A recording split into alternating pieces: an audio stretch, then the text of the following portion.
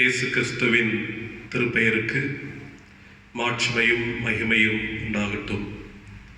ஆசீர்வாதமான ஆண்டவரின் நாளாகிய பரிசுத்த ஓய்வு நாளின் காலை தொழுகைக்கென்று நாம் ஆயத்தமாவோம். பரிசுத்த தொழுகையிலே கருத்தோடு ஊடகத்தின் வழியாக இல்லங்களில் உண்மையோடும் பயபக்தியோடும் ஆண்டவருடைய பிரசன்னத்தை உணர்ந்து தொழுகையில் பங்கு பெறுவோம். ஆண்டவர் இந்த ஆராதனையை எல்லாருக்கும் ஆசீர்வாதமாக தருவாராக. பரிசுத்த தொழுகைக்கு ஆரம்பமாக ஆண்டவரை நோக்கி பார்த்து நாம் ஜெபம் செய்வோம், ஜெபிப்போம். ஆராதனைக்கு உரிய ஆண்டவரே, என்றென்றும் மாறாதவராய் மகிமையான காரியங்களை செய்கிறவரே, இரக்கமாய் தந்த பரிசுத்தமான இந்த நாளின் இந்த மாலை காலை பொழுதுக்காக நன்றியோடு நாங்கள் உம்மை துதிக்கிறோம், ஸ்தோத்திரிக்கிறோம். உம்முடைய அருள் நிறைந்த உம்முடைய பிரசன்னத்திற்குள்ளாக ஆண்டவரே நாங்கள் இருந்து தேவனுடைய பரிசுத்த முகத்தை நாங்கள் நோக்கி பார்க்கவும் உம்மை ஆராதிக்கவும் நீர் கொடுத்திருக்கிற இந்த நல்ல வாய்ப்புகளுக்காக நாங்கள் உமக்கு நன்றி சொல்லுகிறோம். இல்லங்களிலிருந்து இந்த காணொலி மூலமாக ஆண்டவரே உம்முடைய பரிசுத்த நாமத்தை மகிமைப்படுத்தி இணைந்து நாங்கள் ஆராதிக்கிற போது கர்த்தருடைய தூய பிரசன்னத்தை நாங்கள் உணர்ந்து கொள்வதற்கு ஆண்டவர் எங்களுக்கு நீர் கிருபை தருவீராக. சிறப்பாக இந்த ஆகஸ்ட் மாதத்தினுடைய கடைசி பரிசுத்த ஓய்வு நாளில் உம்முடைய பாதம் பணிந்து உம்மை நோக்கி நாங்கள் கூப்பிடுகிற போது இதுவரையிலும் ஆண்டவர் எங்கள் வாழ்க்கையில் செய்த எல்லா விதமான ஆசீர்வாதங்களையும் நன்மைகளையும் நினைத்து நாங்கள் உமக்கு நன்றி சொல்ல இன்னமும் ஆண்டவருடைய பலன் எங்களை ஆளுகை செய்யும்படியாய் உம்முடைய பரிசுத்த கரத்தில் எங்களை ஒப்புக் கொடுத்து இந்த தொழுகையிலே நாங்கள் பங்கு பெற எங்களுக்கு கிருபை தருவீராக. இந்த ஆராதனையின் ஆரம்பம் முதல் முடிவு மட்டும் உம்முடைய மகிமையின் கிருபை எங்களோடு கூட இருக்கட்டும். ஆண்டவரே, இந்த தொழுகையை நீர் பொறுப்பெடுத்துக் கொள்ளும். ஆண்டவரே, இதில் இணைந்து இதில் பங்கு பெறுகிற எல்லா மக்களையும் ஆண்டவர் ஆசீர்வதியும். இதனுடைய ஒவ்வொரு பகுதிகளிலும் இணைந்து நடத்துகின்ற பிள்ளைகளையும் ஆண்டவர் ஆசீர்வதிப்பீராக. பாடுகிற பாடல்கள், ஏறெடுக்கிற மன்றாட்டு, சிந்திக்கிற வார்த்தைகள் அனைத்தையும் ஆண்டவர் எங்களுக்கு ஆசீர்வாதமாய் தாரும். இந்த பரிசுத்த தொழுகை ஒரு மெய்யான சமாதானத்தையும் சந்தோஷத்தையும் ஒரு நம்பிக்கையையும் ஒரு புதிய பலனையும் கொடுக்கிற ஒரு தொழுகையாக அமைந்திருக்கவும், எங்களை ஆண்டவருக்கென்று அர்ப்பணம் செய்வதற்கு எங்களை அழைத்து ஆயத்தப்படுத்தி நடத்துகின்ற தொழுகையாக அமைந்திருக்கவும் ஆண்டவர் கிருபை தாரும். ஆண்டவரே, இக்கட்டான ஒரு கால சூழ்நிலைகளை உணர்கின்றோம். இவைகளிலும் இறைவன் எங்களை நடத்தும். இந்த உலகத்தின் மக்களையும் பாதுகாத்துக் கொள்ளும். ஆண்டவர், இந்த தொழுகை எங்களுக்கு ஆசீர்வாதமாய் தாரும். இயேசுவின் நாமத்தில் மன்றாடுகிறோம். எங்கள் ஜெபத்தை ஏற்றுக்கொள்ளும் அன்பு நிறைந்த நல்ல பிதாவே, ஆமென். கடவுளுடைய நாமத்திற்கு மகிமைக்காக நாம் எல்லாரும் இணைந்து ஞான பாடல்களில் 15வது பாடலை பாடுவோம். போற்றும் போற்றும் புண்ணியநாதரை போற்றும் வானோர் கூடி பாடவும் இன்பமாய். ஞான பாடல் 15.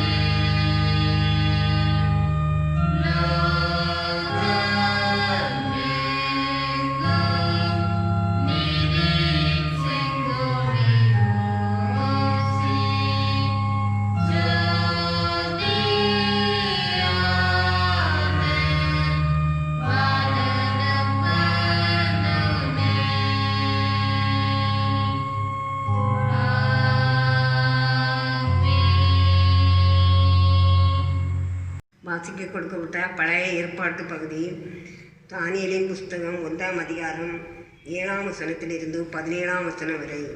தானியேல் 1ஆம் அதிகாரம் 7ஆம் வசனத்திலிருந்து 17ஆம் வசனம் வரை. பிரதானிகளின் தலைவன் தானியேலுக்கு பெல்தேசாத்சார் என்றும், அனனியாவுக்கு சாத்ராக் என்றும், மீஷாவேலுக்கு மேஷாக் என்றும், அசரியாவுக்கு ஆபேத் நேகோ என்றும் பெயரிட்டான். தானியேல் ராஜாவின் போஜனத்தினாலும் அவர் பானம் பண்ணும் திராட்சரசத்தினாலும் தன்னை தீட்டுப்படுத்தலாகாது என்று தன் இருதயத்தில் தீர்மானம் பண்ணிக்கொண்டு தன்னை தீட்டுப்படுத்தாதபடி பிரதானிகளின் தலைவனிடத்தில் வேண்டிக் கொண்டான். தேவன் தானியேலுக்கு பிரதானிகளின் தலைவனிடத்தில் தயவும் இரக்கமும் கிடைக்கும்படி செய்தார். பிரதானிகளின் தலைவன் தானியேலை நோக்கி, உங்களுக்கு போஜனத்தையும் பானத்தையும் குறித்திருக்கிற ராஜாவாகிய என் ஆண்டவனுக்கு நான் பயப்படுகிறேன். அவர் உங்களோடொத்த வாலிபரின் முகங்களை பார்க்கிலும் உங்கள் முகங்கள் வாடிப்போனவைகளாக காண வேண்டியதென்ன? அதனால் ராஜா என்னை சிரச்சேதம் பண்ணுவாரே என்றான். அப்பொழுது பிரதானிகளின் தலைவனாரே தானியேல், அனனியா, மீஷாவேல், அசரியா என்பவர்கள் மேல் விசாரிப்புக்காரனாக வைக்கப்பட்ட மேல்சார் என்பவனை தானியேல் நோக்கி, 10 நாள் வரைக்கும் உமது அடியாரை சோதித்து பாரும். எங்களுக்கு புசிக்க பருப்பு முதலான மரக்கறிகளையும் குடிக்க தண்ணீரையும் கொடுத்து எங்கள் முகங்களை ராஜபோஜனத்தில் புசிக்கிற வாலிபருடைய முகங்களையும் ஒத்துப்பாரும். பின்பு நீர் காண்கிறபடி உமது அடியாருக்கு செய்யும் என்றான். அவன் இந்த காரியத்திலே அவர்களுக்கு செவி கொடுத்து 10 நாள் அளவும் அவர்களை சோதித்து பார்த்தான். 10 நாள் சென்ற பின்பு ராஜபோஜனத்தை புசித்த எல்லா வாலிபரை பார்க்கிலும் அவர்கள் முகம் களையுள்ளதாயும் சரீரம் புஷ்டி உள்ளதாயும் காணப்பட்டது. ஆகையால் மேல்சார் அவர்கள் புசிக்க கட்டளையான போஜனத்தையும் அவர்கள் குடிக்க கட்டளையான திராட்சரசத்தையும் நீக்கி வைத்து அவர்களுக்கு பருப்பு முதலானவைகளை கொடுத்தான். இந்த 4 வாலிபருக்கும் தேவன் சகல எழுத்திலும் ஞானத்திலும் அறிவையும் சாமர்த்தியத்தையும் கொடுத்தார். தானியேலை சகல தரிசனங்களையும் சொப்பனங்களையும் அறியத்தக்க அறிவுள்ளவனாக்கினார்.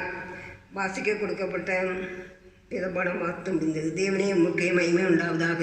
ஆமென்.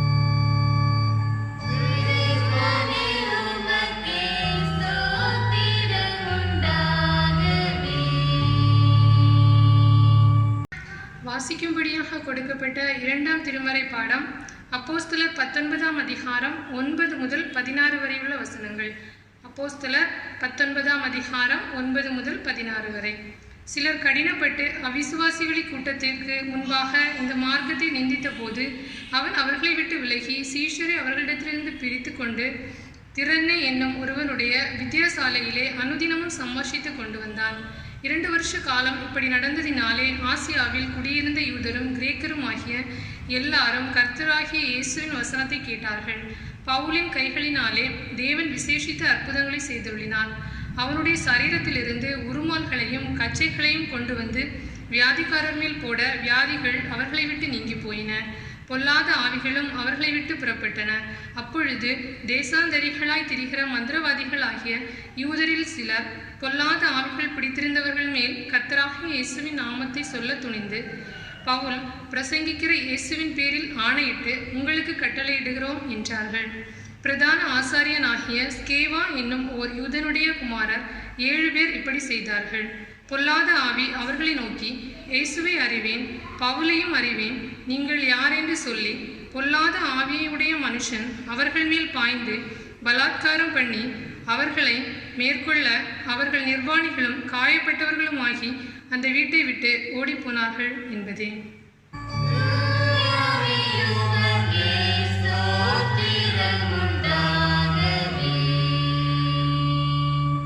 வாசிக்கும்படியாக கொடுக்கப்பட்ட நற்செய்தி பகுதி மத்தேயு எழுதின சுவிசேஷம் 13ஆம் அதிகாரம் 31 வசனம் முதல் 33 முடிய.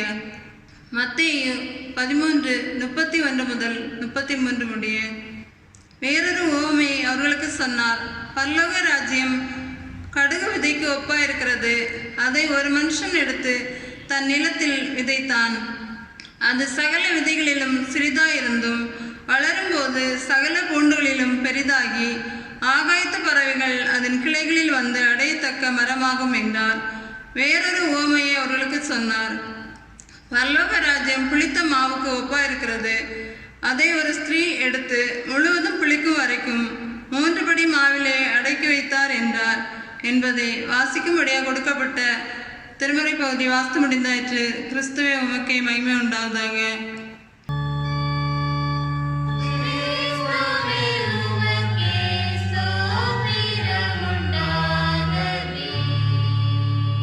ஜெபம் செய்வோம்.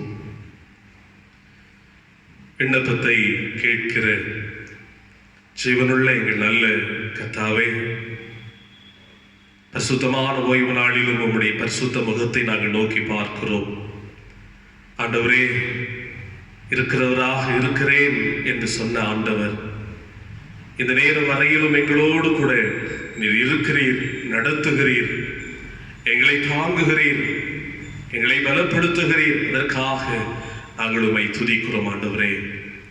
தகப்பனே, குறிப்பாக ஒரு மாதத்தினுடைய நிறைவு ஓய்வு நாளில் நாங்கள் வந்திருக்கிறோம் ஆண்டவரே. சிறப்பாக இந்த 8 மாதங்களை நாங்கள் கடந்து வந்திருக்கிறோம். இந்த ஆண்டிலே எத்தனையோ கஷ்டங்கள் உண்டு, நெருக்கங்கள் உண்டு, பலவிதமான ஆண்டவரே தொற்று நோயினுடைய ஒரு நெருக்கடியான ஒரு சூழல் உண்டு.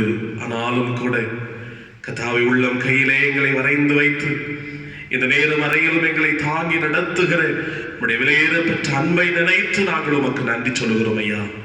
கர்த்தாவே, எங்களுடைய ஜெபங்களை நாங்கள் உம்முடைய சமூகத்தில் வைப்பதற்கு முன்பதாய் எங்களை ஒரு விசை எண்ணி பார்த்து உம்முடைய கரத்திலே எங்களை தாழ்த்தி நாங்கள் ஒப்புக் கொடுக்கிறோம் ஆண்டவரே. அந்த ஆபிரகாம் சொன்னாரே, இதோ தோளும் சாம்பலுமாய் இருக்கிற அடியேன் என்று சொன்னாரே ஆண்டவரே. எங்களையும் ஆண்டவரே நாங்கள் தோள், சாம்பல், சாதாரண மண் என்று உணர்ந்து உம்முடைய சமூகத்தில் எங்களை தாழ்த்துகிறோம் ஆண்டவரே. நாங்கள் ஒன்றுக்கும் உதவாதவர்கள் என்று உணர்ந்து, ஒன்றுக்கும் பிரயோஜனம் இல்லாதவர்கள் என்பதை உணர்ந்து, உம்முடைய சமூகத்தில் உம்முடைய முகத்தை நோக்கி பார்ப்பதற்கு கூட தகுதி இல்லாதவர்கள் என்பதை உணர்ந்து எங்களை தரை மட்டும் தாழ்த்தி உம்முடைய கரத்திலே எங்களை ஒப்புக் கொடுக்கிறோம், எங்களை தாழ்த்துகிறோம் ஆண்டவரே. கர்த்தாவே, ஆண்டவரே, எங்களுடைய வாழ்க்கையில் நாங்கள் எந்தெந்த காரியங்களிலே தவறினோமோ, எந்தெந்த காரியங்களிலே நாங்கள் பிறருக்கு இடறுதலாக வாழ்ந்தோமோ, இவைகளெல்லாம் உணர்ந்து உடைய சமூகத்திலே நாங்கள் மன்னிப்பு கேட்கிறோம் ஆண்டவரே. கர்த்தாவே, இந்த இரக்கம் பாராட்டுகிற ஆண்டவர், நீ பாவத்தை வெறுத்தாலும் பாவிகளை நேசிக்கிற கர்த்தர், மனம் திரும்புவதற்காக நீதிமான்களை அல்ல பாவிகளை ரட்சிப்பதற்காக இந்த உலகத்தை நீர் கடந்து வந்தவர் ஆண்டவரே. என்னுடைய பாவங்களுக்காய் சிலுவையிலே ரத்தம் சிந்தினீரே, உடைய சரீரம் முழுவதும் நொறுக்கப்பட்டதே ஆண்டவரே. அதை உணர்ந்து உடைய சமூகத்தில் எங்களை தாழ்த்துகிறோம் ஐயா, தாழ்த்துகிறோம் ஆண்டவரே. என்னுடைய பாவங்களை மன்னித்து எங்களை பரிசுத்தப்படுத்தி எங்களுடைய விண்ணப்பங்களை கேட்டு ஆண்டவர் ஒரு பெரிய சேமத்தை எல்லா நிலைமையிலும் நீர் கொடுக்கும்படியாக நாங்கள் செபிக்கிறோம், எங்களை தாழ்த்துகிறோம் ஆண்டவரே. எங்களுடைய பாவங்களை மன்னியும் என்று கேட்கிறோம். அறிந்தும் அறியாமலும் செய்த தவறுகளை மன்னித்து ஆண்டவரே, எங்களுக்கும் எங்கள் தேசத்திற்கும் இந்த உலகத்தின் நாடுகளுக்கும் நீர் சேமத்தை கொடுக்கும்படியாய் உடைய பாதத்தில் எங்களை தாழ்த்துகிறோம் ஆண்டவரே. தகப்பனே, எங்களோடு நீர் கூட இருந்து எங்களுடைய பாவங்களை மன்னித்து உடைய சொந்த பிள்ளைகளாக எங்களை ஏற்றுக்கொண்டு எங்களை நீர் ஆசீர்வதிக்கிற ஆண்டவராக எங்களை நடத்துகிறீர் என்பதை உணர்ந்து உமக்கு நன்றி சொல்கிறோம் கர்த்தாவே. ஆண்டவரை, காலை இடறுதலுக்கும் எங்களுடைய ஆத்மாவை அழிவுக்கும் எங்களுடைய ஜீவனை கண்ணிகளுக்கும் நீ தப்புவித்தீரே. சிங்கங்களின் வாய்களுக்கு, சத்துருவினுடைய மாயையான அலைகளுக்கு, கண்ணிகளுக்கு நாங்கள் உட்பட்டு விடாதபடிக்கு, ஆண்டவரே, நாங்கள் நிர்மூலமாகாதபடிக்கு எங்களை பாதுகாத்துக் கொண்டீரே, எங்களை தப்புவித்தீரே, எங்களுக்கு புகலிடமாக இருந்தீரே, எங்களுடைய வாழ்க்கையின் ஒவ்வொரு நேரத்திலும் எங்களுக்கு உதவி செய்தீரே. எங்களுடைய வாழ்க்கையின் மீது கண்ணோக்கமாக இருந்து ஆண்டவரே, எங்களுடைய வாழ்வை குறித்து நீர் அக்கறையோடு செயல்பட்டீரே, செயல்படுகிறீரே. அதற்காக உமக்கு நன்றி ஆண்டவரே, அதற்காக உமக்கு ஸ்தோத்திரம் கர்த்தாவே. ஆண்டவர், அதற்காக நாங்கள் உம்மை போற்றுகிறோம், மகிமைப்படுத்துகிறோம் ஆண்டவரே. இன்னும் நீர் எங்களோடு கூட இரும் கர்த்தாவே, இன்னும் எங்களோடு கூட இரும் ஆண்டவரே. இந்த மாதத்தினுடைய இந்த நிறைவான இந்த காலம் வரையிலும் எங்களை நடத்துகிற கர்த்தர் இன்னும் எங்களை நடத்தும்படிக்கு நாங்கள் செபிக்கிறோம். எங்கள் அன்பை பரலோக பிதாவே, கர்த்தாவே. ஆண்டவரே, உம்மை நோக்கி நாங்கள் கூப்பிடுகிறோம் ஐயா. உலகத்தின் கடினமான ஒரு சூழலிலே நாங்கள் சென்று கொண்டிருக்கிறோம். உலகத்தின் மக்கள் பயணித்துக் கொண்டிருக்கிறார்கள். பயத்தோடு நடுக்கத்தோடு வாழ்ந்து கொண்டிருக்கிறார்கள். ஏது எப்பொழுது எந்த இடத்தில் எங்கு நிகழும் என்று சொல்லுகிற ஒரு அச்சத்தோடு வாழ்க்கையை நகர்த்தி கொண்டிருக்கிற ஒரு காலம் ஆண்டவரே. இந்த கொரோனாவினுடைய பாதிப்புகளினாலே எத்தனையோ மக்கள் பாதிக்கப்பட்டிருக்கிறார்களே. உயிர்கள் பலியாகி கொண்டிருக்கிறதே ஆண்டவரே. மக்கள் தனித்து விடப்பட்டிருக்கிறார்களே, தவித்துக் கொண்டிருக்கிறார்களே, கண்ணீர் வடித்துக் கொண்டிருக்கிறார்களே, கவலையோடும் துக்கத்தோடும் வாழ்ந்து கொண்டிருக்கிறார்களே. ஆண்டவரே, உயிருக்காக மருத்துவமனைகளில் போராடுகிற மக்களை கண்ணோக்கி பார்த்து அவர்களுக்கு விடுதலையை தாரும், சுகத்தை தாரும், அவர்களுக்கு ஜீவனை தாரும் ஆண்டவரே. கர்த்தாவே, எத்தனையோ மக்கள் உயிருக்காக மருத்துவமனைகளில் போராடி கொண்டிருக்கிற போது அவருடைய சுகத்திற்காக, பாதுகாப்பிற்காக, விடுதலைக்காக ஆண்டவரே உழைத்துக் கொண்டிருக்கிற மருத்துவர்கள், தாதிமார்கள், ஆண்டவரே இன்னும் பல்வேறு துறைகளை சார்ந்த பணிவிடைக்காரர்கள், அதிகாரிகள், அரசு தலைவர்கள் அனைவருக்காக நாங்கள் ஜெபிக்கிறோம்.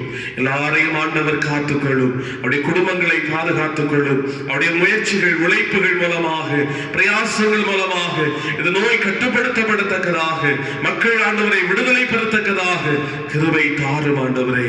கர்த்தாவே, உலகமெங்கிலும் இருக்கிற இந்த சூழல் மாறத்தக்கதாக, ஒரு மெய்யான சுகத்தின் காலத்தை நாங்கள் கண்டுகொள்ளத்தக்கதாக தேவரீர் உதவி செய்யும்படியாக நாங்கள் ஜெபிக்கிறோம். நீர் மனதுருக்கம் உள்ளவர் அல்லவோ, நீர் கருணையுள்ள ஆண்டவர் அல்லவோ, நீர் எங்களுக்காக பரிதாபப்படுகிறவர் அல்லவோ. ஆண்டவரே, ஜனங்களை நோக்கி பாரும் அப்பா, ஜனங்களை நோக்கி பாரும் ஆண்டவரே. இந்த நோய்களிலிருந்து மக்களை நீர் விடுதலைப்படுத்தும் ஆண்டவரே. இந்த நோய் தொற்று முற்றிலுமாய் மாறத்தக்கதாக நீர் உதவி செய்யும் ஆண்டவரே.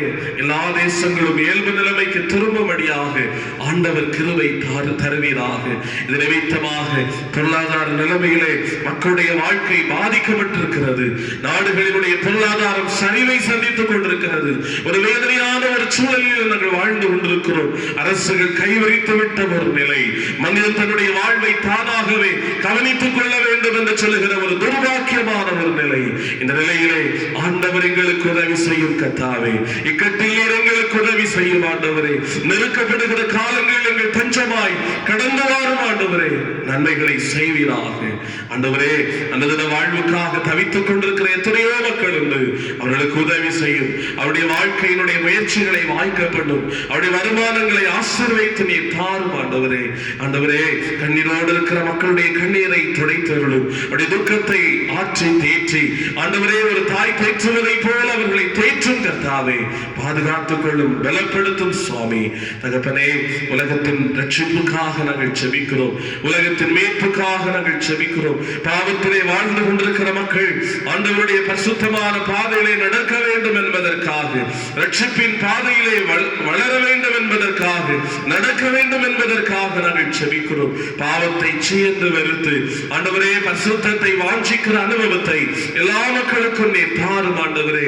உலகத்தில் எத்தனையோ பாவங்களிலே மக்கள் விழுந்து ஆத்மாவை அழித்துக் கொண்டிருக்கிறார்களே. நரகத்திற்கு நேராக எத்தனையோ மக்கள் சென்று கொண்டிருக்கிறார்களே. மீட்புக்காக நாங்கள் ஜெபிக்கிறோம், ரட்சிப்புக்காக ஜெபிக்கிறோம். இயேசுவை அவர்கள் கண்டுகொள்ள வேண்டும் என்று சொல்லி நாங்கள் ஜெபிக்கிறோம். ஒரு மாற்றத்தை ஆண்டவர் தருவீராக. உலகம் எங்கும் செய்யப்படுகிற ஊழியங்களை ஆசீர்வதியும். ஊழியக்காரர்களை வல்லமையாய் பயன்படுத்தும். உற்சாகமாய் ஜெபிப்பதற்கு, செயல்படுவதற்கு கர்த்தர் அவர்களை பலப்படுத்துவீராக.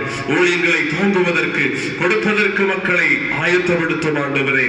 தகப்பனே, எங்கள் தேசத்தை பாதுகாத்துக் கொள்ளும். தேசத்தின் ஆட்சியாளர்களுக்காக ஜெபிக்கிறோம். மக்களுக்குரிய நல்ல திட்டங்களை நிறைவேற்ற கிருபை தாரும். மக்களோடு இணைந்து வாழ்வதற்கு, மக்களோடு இணைந்து மக்களுக்குரிய நன்மையான திட்டங்களை அவர்கள் நிறைவேற்றுவதற்கு அவர்களுக்கு உதவி செய்யும் ஐயா. மக்களுடைய வாழ்விலே சஞ்சலத்தை ஏற்படுத்துகிற, அவருடைய சமாதானத்தை சீர்குலைக்கிற, அவருடைய அடிப்படை வாழ்வின் ஆதாரங்களை அளிக்கின்ற நிலைமைகள் வராதபடிக்கு தேசத்தை ஆளுகிற தலைவர்கள் நியாயத்தோடும் நீதியோடும் நேர்மையோடும் உண்மையோடும் செயல்பட கிருபை தாரும் ஆண்டவரே. நெருக்கட்டான காலங்களிலே மக்களுக்கு அவர்கள் துணை நிற்க உதவி செய்யும் ஐயா. மக்களுக்கு துணை நிற்க உதவி செய்யும் ஆண்டவரே. எத்தனை ஆண்டவரே இந்த காலங்கள் நெருக்கடியாய் இருக்கிற போது மக்களுடைய பாரங்களை உணர்ந்து அவருடைய தேவைகளை சந்திக்கிற அரசுகளாக ஆண்டவரே ஒவ்வொரு அரசும் செயல்பட கிருபை தருவீராக. எங்கள் தேசமெங்கிலும் தேவனுடைய பரிசுத்த நாம மகிமைப்படுத்தும் ஆண்டவரே. எங்கள் தென்னிந்திய திருச்சபை ஆசீர்வதித்தருளும். எங்களுடைய கன்னியாகுமரி பேராயத்திற்காக நன்றி சொல்கிறோம். எங்களுடைய பேராயருக்காக ஜெபிக்கிறோம். எங்களுடைய பேராயர்களுடைய குடும்பத்திற்காக ஜெபிக்கிறோம். பாதுகாத்துக் கொள்ளும். உங்களுடைய ஞானத்தை தந்து கர்த்தர் அவர்களை நடத்துவீராக.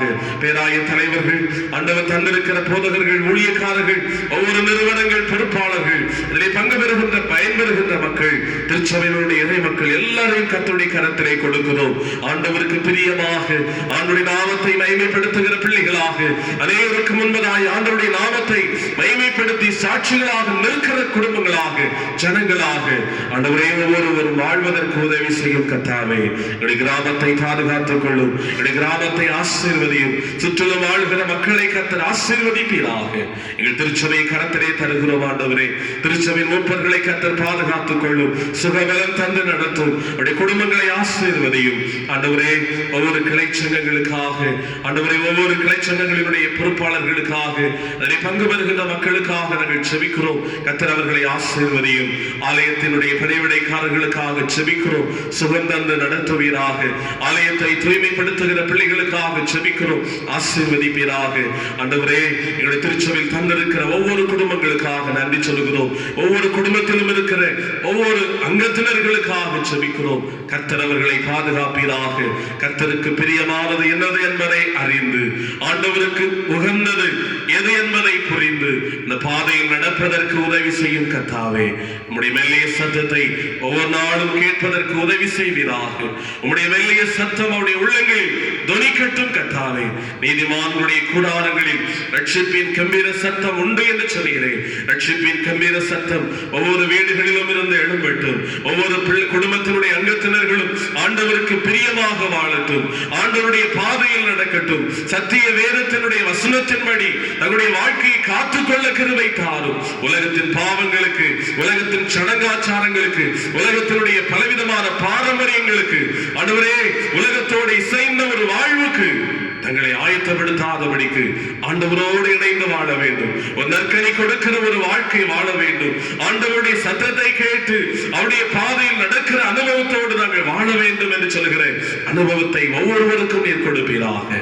ஆண்டவரே, படிக்கிற பிள்ளைகளை ஆசீர்வதியும். குறிப்பாக ஆன்லைன் மூலமாய் ஆண்டவரே வகுப்புகளில் கற்றுக்கொண்டு பாடங்களை அவர்கள் பயில்வதற்குரிய மனநிலைமைகளை தாரும். கற்றுக் கொடுக்கிற ஆசிரியர்களை ஞானத்தோடு அவர்கள் கற்றுக் கொடுக்க கிருபை தாரும். அவருடைய கைகளின் பிரயாசங்கள், வருமானங்கள் எல்லாவற்றையும் கர்த்தர் ஆசீர்வதிப்பீராக. தூர இடங்களில் இருக்கிற பிள்ளைகளை பத்திரமாய் காத்து சுகத்தோடு ஆண்டவரே தங்களுடைய இடங்களுக்கு வருவதற்கு அவர்கள் ஆயத்தப்படுகிற போது கர்த்தர் வந்து சேர கிருபை தாரும். ஆண்டவரே தகப்பனே, இந்த வாழ்க்கையினுடைய பல கஷ்டங்களின் மத்தியிலே, பலவீனங்களின் மத்தியிலே கஷ்டப்பட்டுக் கொண்டிருக்கிற பிள்ளைகளுக்காக நாங்கள் ஜெபிக்கிறோம். ஆண்டவர் அவர்களுக்கு உதவி செய்யும் அப்பா. அவருடைய வாழ்க்கையின் பலவீனங்களிலே உதவி செய்யும் ஆண்டவரே. அவருடைய வாழ்க்கையின் துன்பங்களிலே உதவி செய்யும் கர்த்தாவே. இரக்கம் செய்வீராக. பல கஷ்டங்களை சந்தித்துக் கொண்டிருக்கிற மக்களுடைய விடுதலைக்காக நாங்கள் ஜெபிக்கிறோம். துக்கத்தோடு கண்ணீரோடு காணப்படுகிற மக்களுக்காக ஜெபிக்கிறோம். கடன் பாரங்களோடு வாழ்ந்து கொண்டிருக்கிற மக்களுக்காக ஜெபிக்கிறோம். பிள்ளைகளுடைய கீழ்ப்படியாத ஒரு நிலைமையினாலே கண்ணீர் வடித்துக் கொண்டிருக்கிற பிள்ளைகளுக்காக ஜெபிக்கிறோம். குடும்பத்தினுடைய அங்கத்தினர்கள் தவறுதலான வாழ்விலை வாழ்ந்து கொண்டிருக்கிறார்களே, எத்தனை சொல்லியும் அவர்கள் திருந்துவது இல்லையே என்று சொல்லுகிறேன் ஏக்கத்தோடு அங்கலாய்த்துக் கொண்டிருக்கிற மக்களுடைய கண்ணீருக்காக நாங்கள் ஜெபிக்கிறோம். அந்த மக்களுடைய கண்ணீர், அந்த மக்களுடைய எதிர்பார்ப்புகள், வேதனைகளோடு காணப்படுகிற மக்களுடைய குரல்கள் சமூகத்தில் வந்து எட்டட்டும் ஆண்டவரே. ஒரு மெய்யான சமாதானத்தை எல்லாருக்கும் ஆண்டவர் கொடுப்பீராக. தகப்பனே, இந்த வாழ்விற்காக இம்மைக்காக மாத்திரம் உம்மை பற்றிக் கொள்ளுகிறவர்களாக அல்ல, மறுமைக்காக உம்மை பற்றிக் கொண்டு வாழ்வதற்கு ஒவ்வொருவருக்கும் நீர் உதவி செய்வீராக. பல நம்பிக்கையுடைய மக்களுக்காக நாங்கள் ஜெபிக்கிறோம் ஐயா. பல மதத்தினுடைய ஒவ்வொரு சகோதர சகோதரிகளுக்காக நாங்கள் ஜெபிக்கிறோம்.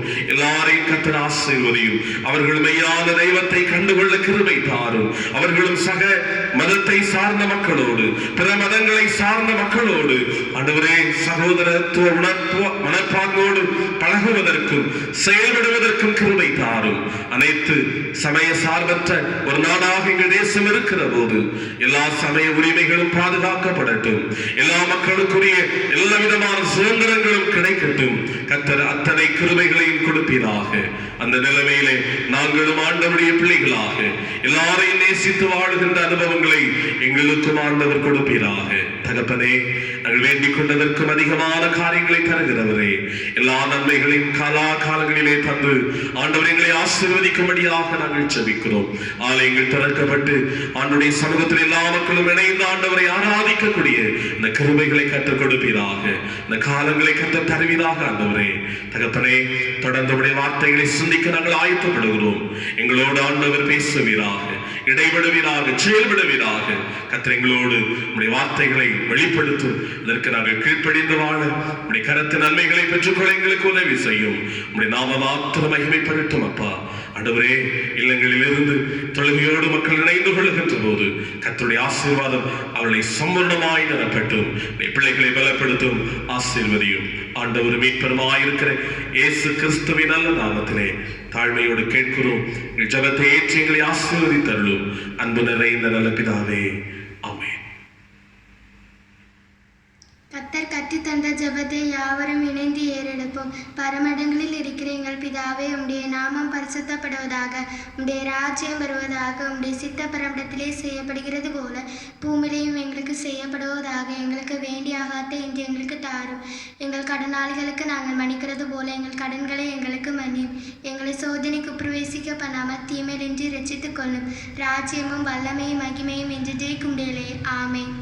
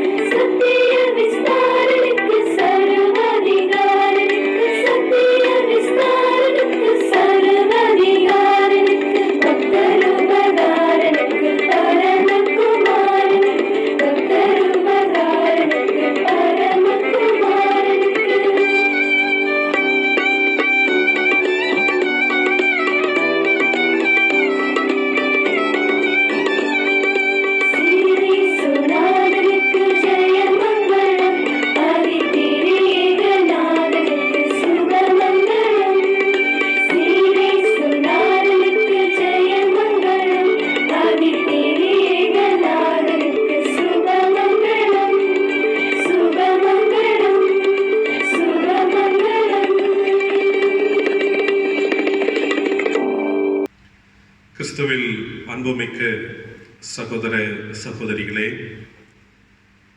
ஆண்டவர் இயேசு கிறிஸ்துவின் நல் நாமத்தில் மீண்டும் ஒரு முறை உங்களை வாழ்த்துவதில் மிக்க மகிழ்ச்சி அடைகிறேன். நாம் வாழ்ந்து கொண்டிருக்கின்ற காலம் ஒரு நெருக்கடியான காலம்.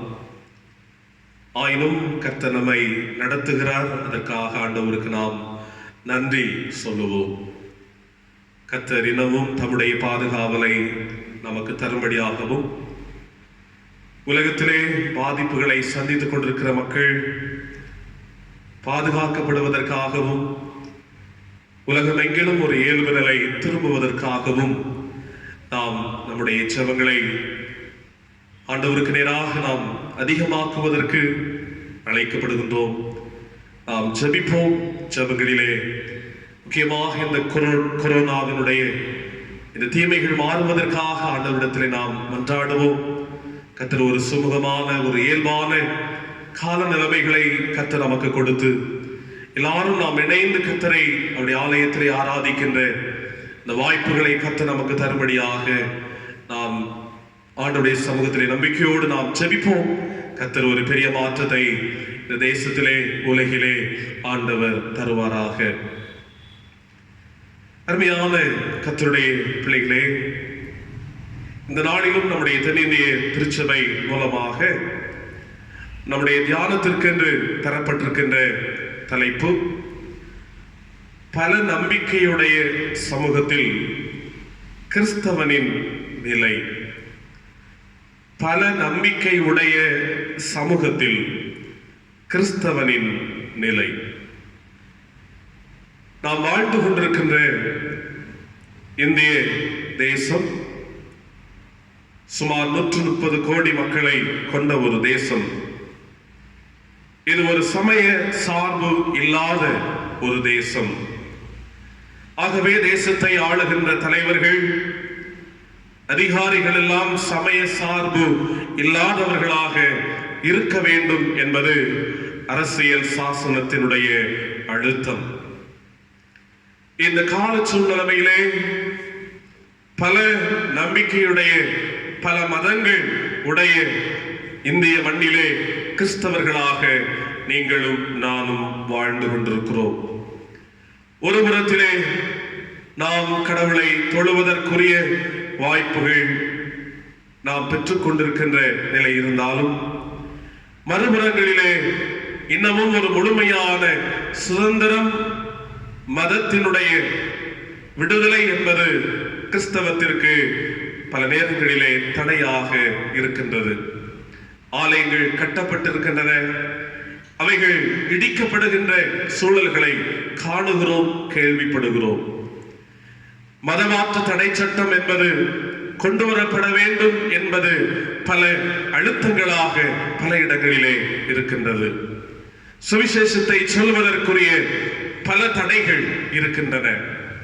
ஆண்டவரை நாம் நம்முடைய வீடுகளிலே ஆராதிக்கின்ற அல்லது துதிக்கின்ற நிலைமைகள் கூட பல இடங்களிலே தடுக்கப்படுகின்றது.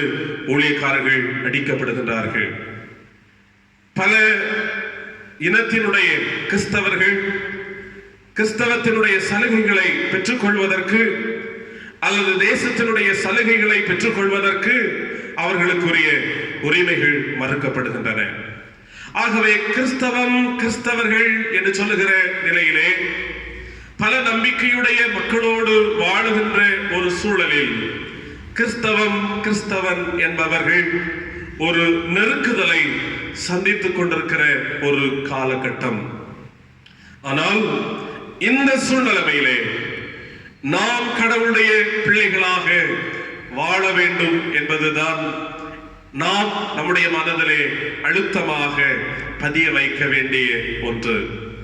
பட்டயத்தை எடுக்கிற போது பட்டயத்தை நாமும் எடுப்பதற்கு ஆண்டவர் நமக்கு சொல்லவில்லை. நாம் அவர்களுக்கு முன்பாக வித்தியாசமானவர்களாக ஒரு வேறுபட்ட நிலையிலே வாழுகின்றவர்களாக நாம் இருக்க வேண்டும் என்பதுதான் கடவுள் நமக்கு கற்றுத்தருகின்ற செய்தி. ஆகவே பல நம்பிக்கையுடைய மக்கள் மத்தியிலே வாழ்ந்து கொண்டிருக்கின்ற நாம், கிறிஸ்தவ சமூகமாகிய நாம், எப்படி வாழ வேண்டும்? ஆதாரமாக கொடுக்கப்பட்டிருக்கின்ற திருமறை பகுதி அப்போஸ்தலருடைய நடவடிக்கைகள் 10ஆம் அதிகாரம் 15ஆம் வசனம். அப்போஸ்தலர் 10ஆம் அதிகாரம் 15ஆம் வசனம். அப்பொழுது தேவன் சுத்தமாக்கினவைகளை நீ தீட்டாக எண்ணாதே என்று 2ஆம் தரமும் சத்தம் அவனுக்கு உண்டாயிற்று. தேவன் சுத்தமாக்கினவைகளை நீ தீட்டாக எண்ணாதே. திரு விவிலியத்தில் இதை நாம் எப்படி படிக்கிறோம்? தூய்மையானது என கடவுள் கருதுவதை தீட்டாக கருதாதே. இந்த நிகழ்வை நாம் அறிந்திருக்கிறோம். கொர்நேலியு பேதுருவை தன்னிடமாக வர வேண்டும் என்று சொல்லி கடவுளுடைய வழிகாட்டுதலின் அடிப்படையிலே பேதுருவுக்கு ஆள் அனுப்புகின்றார். பேதுரு அவர் யோப்பா பட்டணத்திலே தோல் பதனிடுகின்ற கடற்கரையோரம் இருக்கிற சீமோனுடைய வீட்டிலே அவர் இருக்கிறார். அவர் மேல் வீட்டிலே இப்பொழுது ஜெபிப்பதற்காக செல்லுகின்றார். அவருக்கு ரொம்ப பசியான ஒரு நிலை. அப்பொழுது அவர் ஒரு காட்சியை காண்கிறார். ஒரு கூடு வானத்திலிருந்து இறங்கி வருகின்றது. அதிலே பல உயிரினங்கள், ஆகாயத்து பறவைகள், காட்டு மிருகங்கள், பல ஊறுகின்ற பிராணிகள் எல்லாம் அதிலே இருக்கின்றது. இந்த காட்சியை பார்க்கிற போது பேதுருவுக்கு நேராக ஒரு சத்தம் தொனிக்கிறது. எழுந்திரு, இதை அடித்து புசி என்று சொல்லுகிற சத்தம் உண்டாகிறது. இந்த காட்சியை பார்க்கிறவன் இந்த சத்தத்தை கேட்கின்ற பேதுரு அவன் பதில் சொல்லுகிறான்.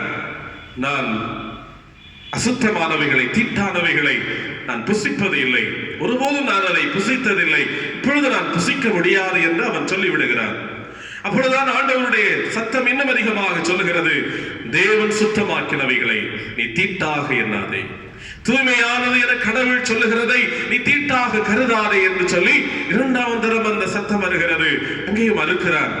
3ஆம் தரம் அந்த சத்தம் வருகிறது, நீ இதை புசித்துக்கொள், நீ சுத்தமாக கடவுள் கருதுவதை நீ தீட்டாக எண்ணாதே என்று சொல்லுகிற சத்தம் அவனுக்கு தொனிக்கப்படுகின்றது. அந்த கூடு மீண்டும் வானத்திற்கு எடுத்துக்கொள்ளப்படுகிறது. இந்த காட்சியை கண்டு பேதுரு தனக்குள்ளாக அவன் சிந்தித்துக் கொண்டிருக்கிறான். அப்பொழுதுதான் கொர்நேலியு அனுப்பின 3 பேர், கொர்நேலியுடைய வீட்டு நபர்கள் 2 பேர், ஒரு போர்ச்சேவகர், இந்த 3 பேரும் இந்த சீமோனுடைய வீட்டிற்கு வந்து பேதுருவை தேடுகின்றார்கள்.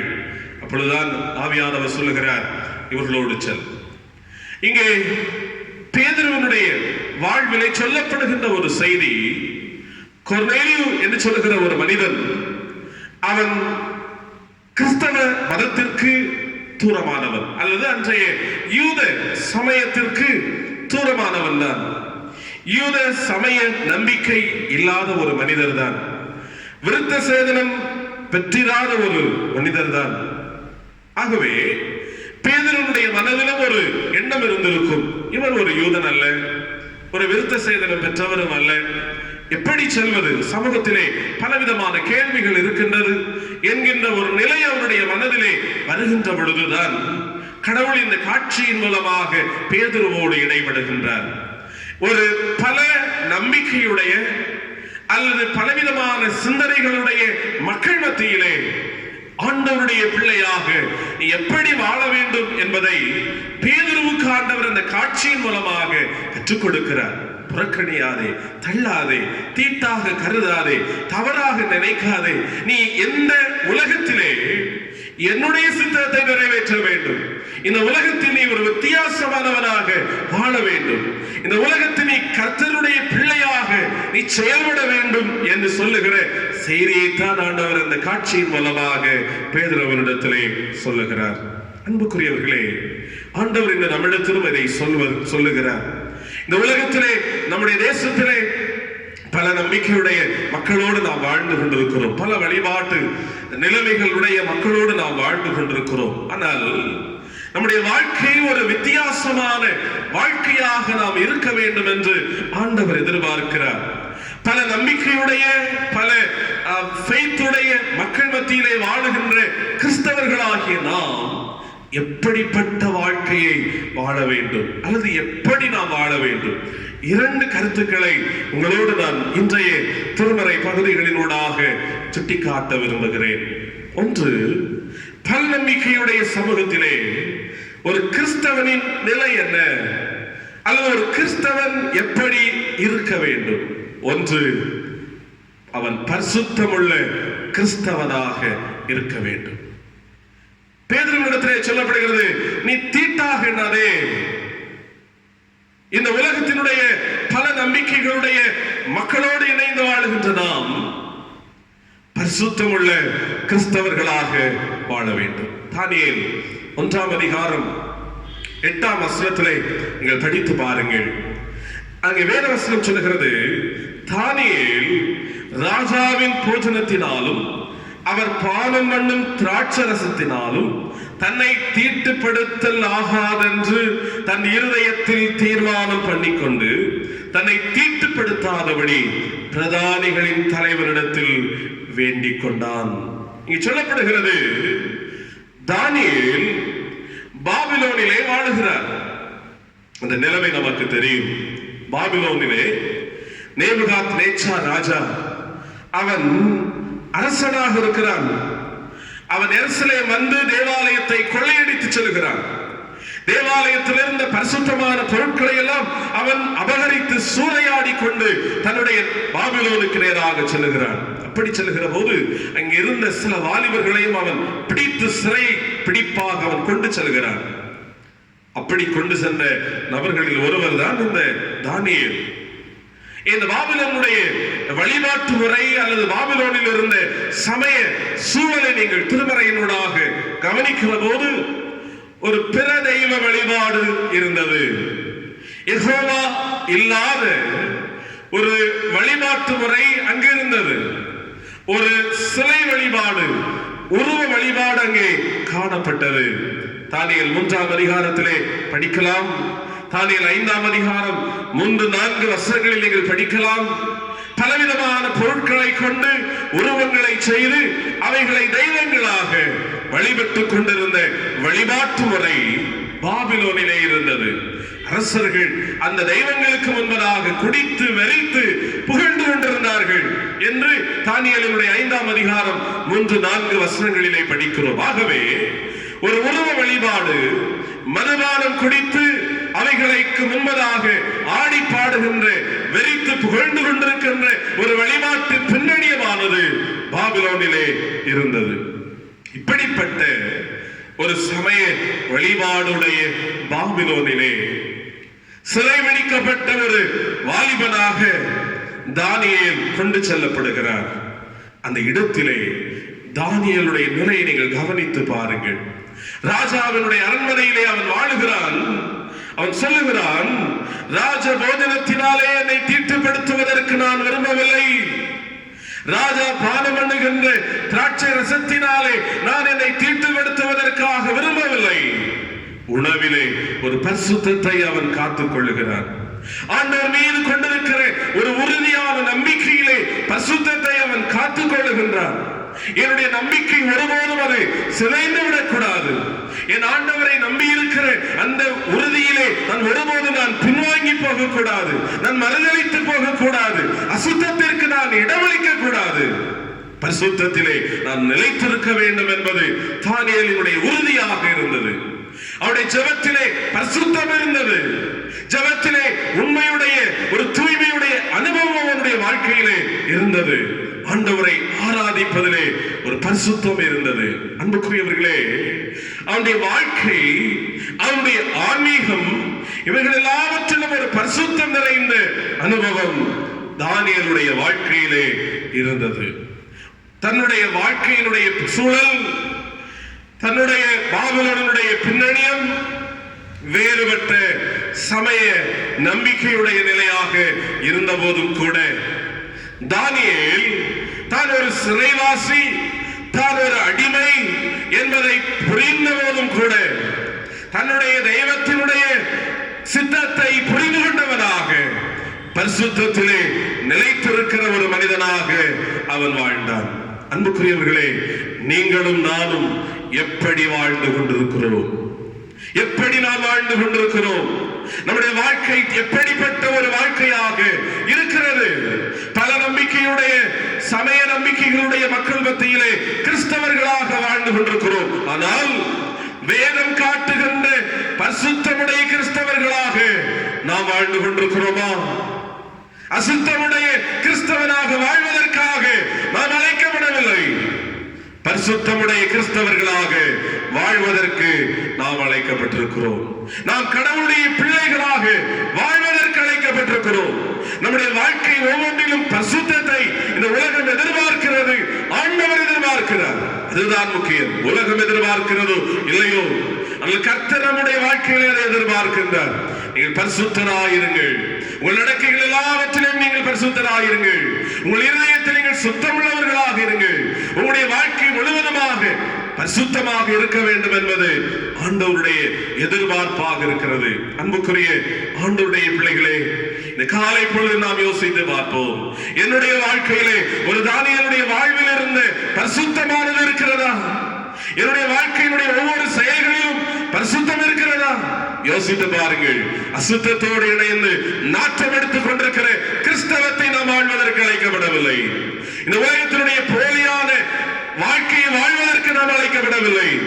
உண்மையான அகத்திலே உள்ளத்திலே பரிசுத்தமுடையவர்களாக செயல்படுவதற்கு ஆண்டவர் நம்மை அழைத்திருக்கிறார். ஆகவே நம்முடைய வாழ்க்கையை யோசித்து பார்ப்போம். ஆண்டவரே, ஒரு பரிசுத்தமான வாழ்வை எனக்கு தாரும் சுவாமி.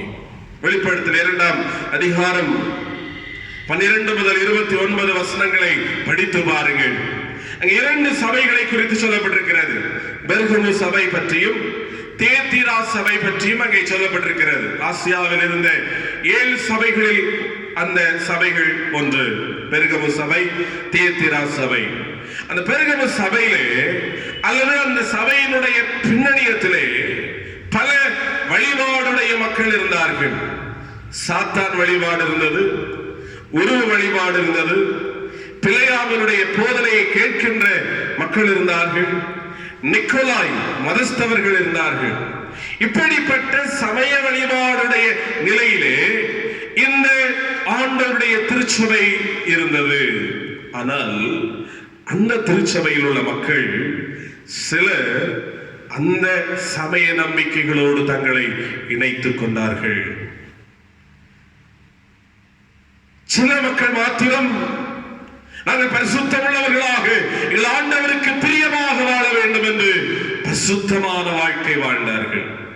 பாருங்க, சமயத்தினுடைய பின்னணி, நாங்கள் வாழ்ந்து கொண்டிருக்கிற வாழ்க்கையினுடைய சூழல், பல மதத்தவர்கள் தங்களோடு கூட வாழ்கின்றார்கள்.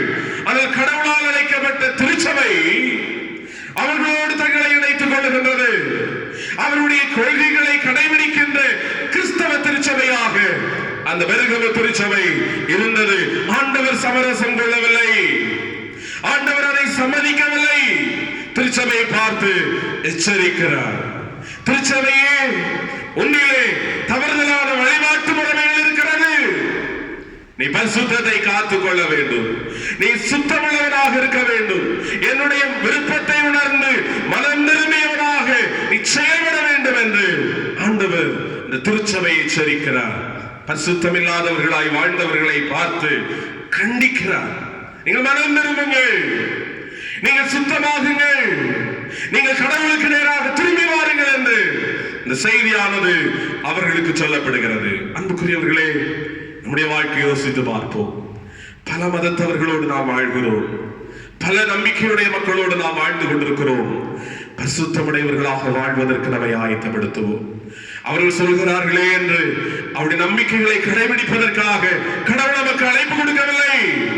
உண்மையான கர்த்தரை அறிந்த பிறகு அசுத்தத்திற்கு நேராக செல்வது தவறு. பரிசுத்தத்தை காத்துக் கொள்வது அவசியமான ஒன்று. தொடர்ந்து அந்த தியத்தீரா திருச்சபை நீங்கள் படித்து பாருங்கள். அந்த திருச்சபையிலும் கூட அவர்களுடைய பின்னணியத்திலே அந்த காலகட்டத்தில் பல மதத்தவர்கள் இருந்தார்கள். அங்கே இயேசுவினுடைய வஞ்சிக்கின்ற போதனை அங்கே இருந்தது, உருவ வழிபாடு இருந்தது, சாத்தானை வழிபடுகின்ற பழக்கம் இருந்தது. இப்படிப்பட்ட பல நம்பிக்கையுடைய மக்கள் மத்தியிலே அந்த தியத்தீரா திருச்சபை இருந்து கொண்டிருந்தது. ஆனால் அந்த திருச்சபையிலே பரிசுத்த கூட்டமாக வாழ வேண்டிய தேவனுடைய ஜனம் சிலர் அந்த பிற மதத்தினுடைய நம்பிக்கைகளுக்குள்ளாக சென்று விட்டார்கள். அவர்களோடும் இணைந்து கொண்டார்கள். நாங்கள் கிறிஸ்தவர்கள், அவர்களோடு எங்களுடைய இணைப்பு இருக்கிறது என்கின்ற நிலையிலே அவர்கள் வாழ்ந்தார்கள். பெயர் கிறிஸ்தவர்களாக அல்லது போலி கிறிஸ்தவர்களாக அல்லது கள்ள கிறிஸ்தவர்களாக வாழ்ந்து கொண்டிருந்தார்கள். அவர்களை பார்த்து ஆண்டவர் சொன்னார், நீங்கள் திரும்புங்கள், எச்சரிக்கிறார். நீ ஜெயம் கொண்டால்தான் உனக்கு வாழ்வு. நீ வாழ்ந்து கொண்டிருக்கிற வாழ்க்கையிலே பரிசுத்தத்தோடு வாழ வேண்டிய ஒரு அனுபவம் உனக்கு இருக்கிறது. அதை வாழ்ந்தால்தான் உனக்கு தேவனோடு வாழுகின்ற வாழ்க்கை என்று ஆண்டவர் திருச்சபை எச்சரிக்கிறார். அன்புக்குரியவர்களே, இந்த காலை பொழுதிலே இந்த வாழ்க்கையை யோசித்து பார்ப்போம். இருளிலிருந்து வெளிச்சத்தை கண்டுகொண்டோம். மிஷனரிகளின் மூலமாக ஆண்டவருடைய அன்பை நாம் கண்டுகொண்டோம். ஆகவே கடவுளுடைய பிள்ளைகளாக என்றென்றும் நாம் வாழ்வதற்கு அழைக்கப்படுகின்றோம். பரிசுத்தமான வாழ்வு நமக்குள் இருக்கிறதா என்பதை யோசித்து பார்த்துக் கொள்ளுங்கள். எங்கே நாம் அசுத்தத்தோடு இன்னமும் நாம் தொடர்பு கொண்டிருக்கிறோம்? எங்கே அசுத்தத்தினுடைய உறவுகளோடு இன்னமும் நம்முடைய பங்கை வைத்துக் கொண்டிருக்கிறோம்? கடந்த வாரத்தில் நாம் சிந்தித்தோம், கர்த்தருடைய பந்தியில நீங்கள் பங்கு பெறுகிறீர்கள், இன்னொரு பந்தியிலும் நீங்கள் சென்று பங்கு பெறுகிறீர்கள், அது தவறு என்று பவுல் கொரிந்து திருச்சபைக்கு சொல்லுகிற போது கண்டிப்போடு சொல்லுகிறார். அன்புக்குரியவர்களே, திருமறைகளை படித்து பாருங்கள். இருளுக்கும் ஒளிக்கும் சம்பந்தம் ஏது? தேவனுடைய பிள்ளைகளுக்கும் இந்த உலகத்தினுடைய தீமையான காரியங்களுக்கும் சம்பந்தம் ஏது? பரிசுத்தம் உள்ளவர்களாக வாழ்வதற்கு நாம் அழைக்கப்படுகின்றோம். பரிசுத்தம் உள்ளவன் இன்னமும் பரிசுத்தமாகட்டும் என்பது ஆண்டவருடைய வார்த்தை. அன்புக்குரியவர்களே, வாழ்க்கை யோசித்து பார்ப்போம். ஆண்டவரே, ஒரு பரிசுத்தம் உள்ள அனுபவத்தை எனக்கு தாரும் சுவாமி. பல நம்பிக்கையுடைய மக்கள் மத்தியிலே நாங்கள் வாழ்ந்து கொண்டிருக்கிறோம். ஆண்டவரே, ஒரு பரிசுத்தத்தை எங்களுக்கு தாரும் ஐயா. உங்களுடைய பார்வையிலே ஒரு பரிசுத்தத்தை தாரும், எங்களுடைய செயல்களிலே ஒரு பரிசுத்தத்தை தாரும், எங்களுடைய நடக்கைகளிலே ஒரு பரிசுத்தத்தை தாரும், எங்களுடைய எண்ணங்களிலே ஒரு பரிசுத்தத்தை தாரும். எங்களுடைய வாழ்க்கை முழுவதுமாக ஒரு பரிசுத்த அனுபவத்தை எங்களுக்கு தாரும். ஆண்டவரே, உண்மையான பரிசுத்தத்தை எங்களுக்கு தாரும், உள்ளபூர்வமான ஒரு பரிசுத்தத்தை எங்களுக்கு தாரும். ஆண்டவரே, அந்த அனுபவத்தில் நாங்கள் வாழ்வதற்கு எங்களுக்கு உதவி செய்யும் அப்பா. எங்களுடைய வாழ்வு மூலமாக உம்முடைய பிள்ளைகளாக அநேகர் மாறுவதற்கு ஆண்டவரே எங்களை பரிசுத்தப்படுத்தும் என்று சொல்லி ஆண்டவருடைய சமூகத்திலே நாம் கேட்போம். அதற்காகத்தான் ஆண்டவர் நம்மை தெரிந்து கொண்டார்.